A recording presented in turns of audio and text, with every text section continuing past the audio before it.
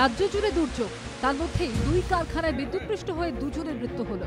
সোমবার সকালে বৃষ্টির মধ্যেই মানিকতলার এই কারখানায় পৌঁছন এক কর্মী। ভিজে গিয়েছিল সব পোশাক। ওই অবস্থাতেই পাখা চালাতে যান এক স্থানীয় যুবক। তখনই বিদ্যুৎপৃষ্ট হন তিনি। আরজিকর হাসপাতালে নিয়ে গেলে তাকে মৃত ঘোষণা করা হয়। খবর পেয়ে ঘটনাস্থলে যান 14 নম্বর ওয়ার্ডের কাউন্সিলর। এদিন একই রকম ঘটনা ঘটেছে হাওড়ার শিবপুরে। সকাল সকাল ডিউটিতে গিয়েছিলেন রং কারখানার কর্মী তাহিদ আনোয়ার। কারখানার মধ্যেও জল ঢুকে গিয়েছিল। ওই অবস্থায় মেশিন চালাতে যান তিনি। তখনই ঘটে যায় দুর্ঘটনা। বিদ্যুৎপৃষ্ট হয়ে ছিটকে পড়ে যান এই ব্যক্তি। আধ ঘন্টা পর উদ্ধার করে তাকে হাসপাতালে নিয়ে যান সহকর্মীরা, কিন্তু ততক্ষণে সব শেষ।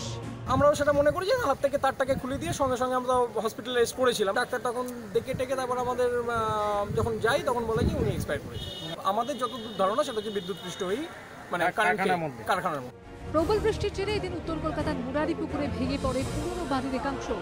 বাড়ির বাসিন্দাদের দ্রুত উদ্ধার করে আনেন স্থানীয়রা। সুমিত হালদার, অর্ণব মুখোপাধ্যায় ও ময়ূর ঠাকুর চক্রবর্তীর রিপোর্ট, এবিপি আনন্দ।